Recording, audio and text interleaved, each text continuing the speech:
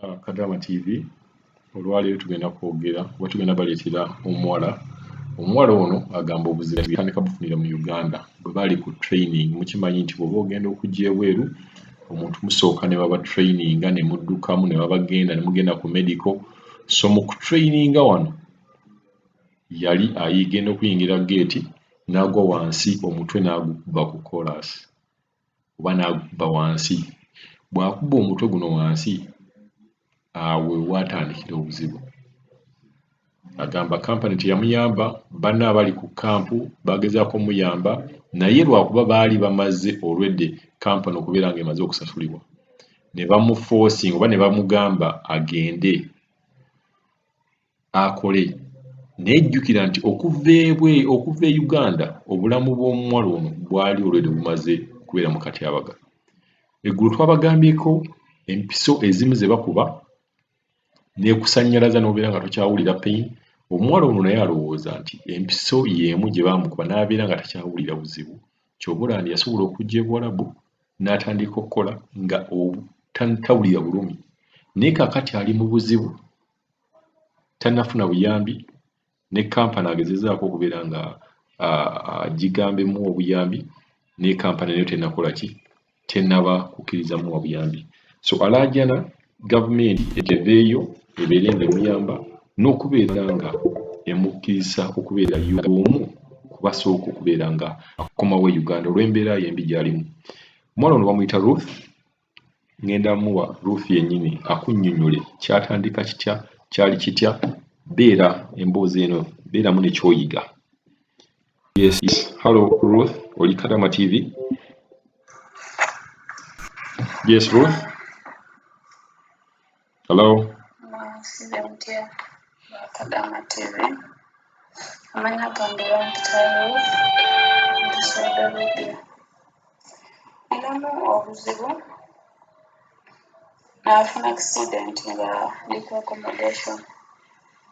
Nali maze ne full medical nga ndi ku accommodation nsuubira kutambula. Baalinga batukeeza kudduka,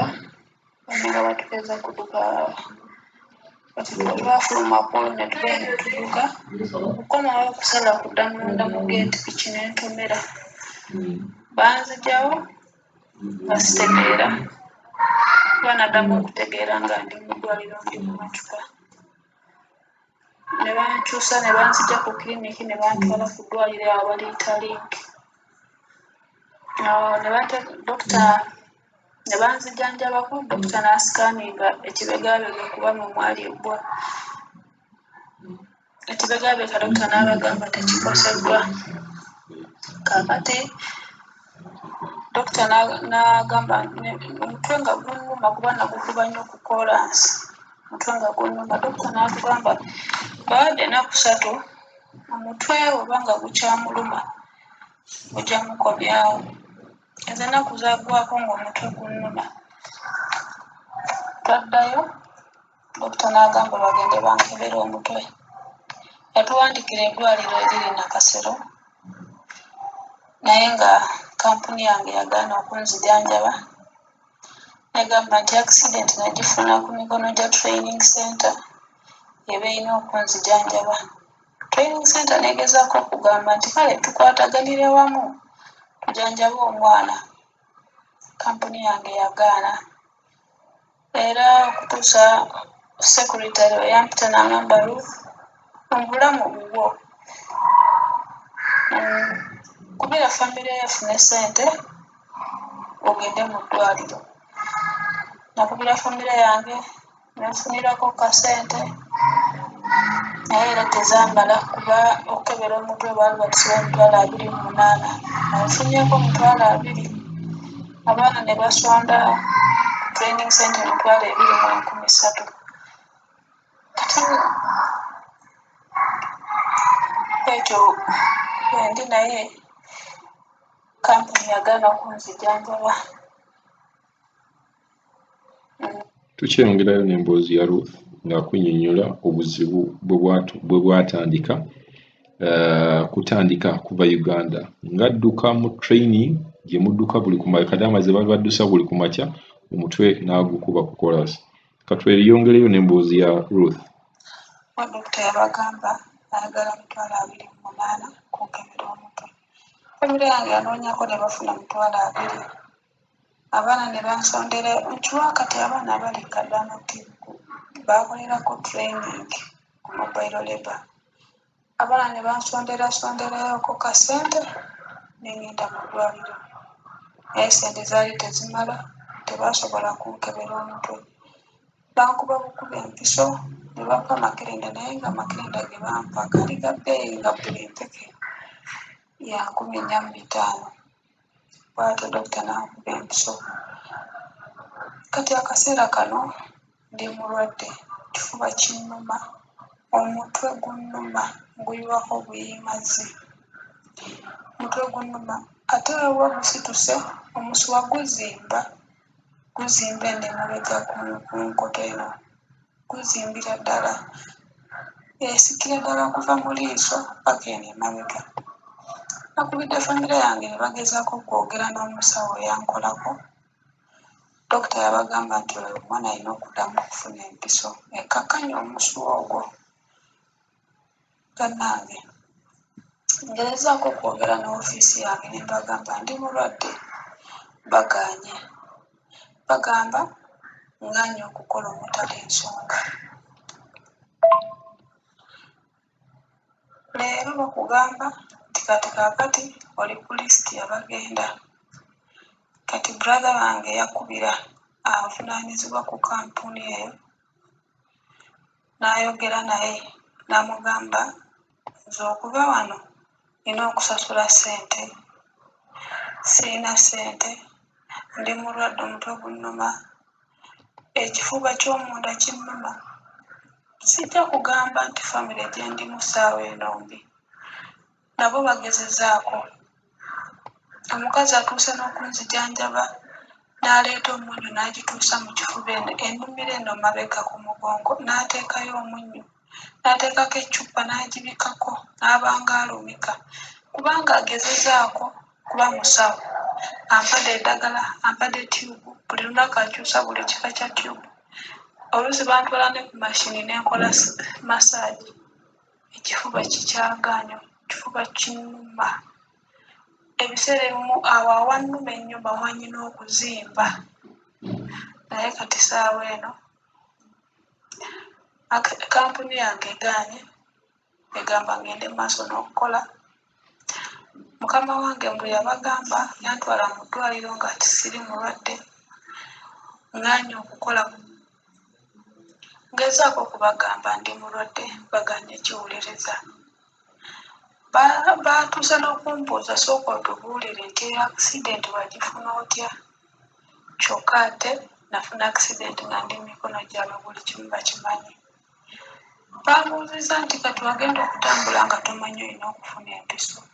Nze nali simanyi, nali manyi engeri gye nali nkozesa painkiller ez'amaanyi.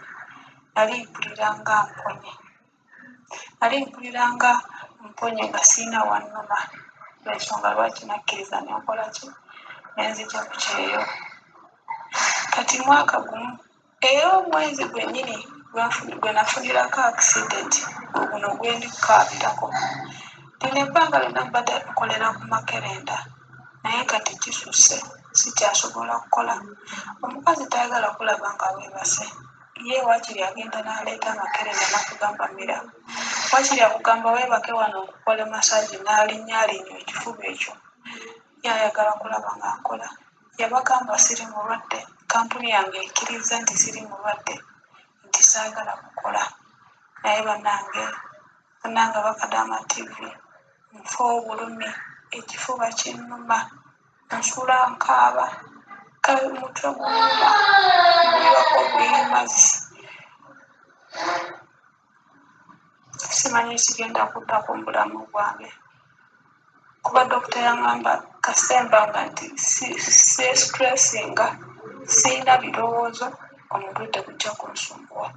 Naye bwe naabeerako n'ebirowoozo, okulowooza ennyo, dokita yaŋŋamba nnyinza n'okutabuka omutwe. Naye bannange toyinza butalowooza. Abantu n'obagamba oli mulwadde, bo ne bagamba oli mulamu.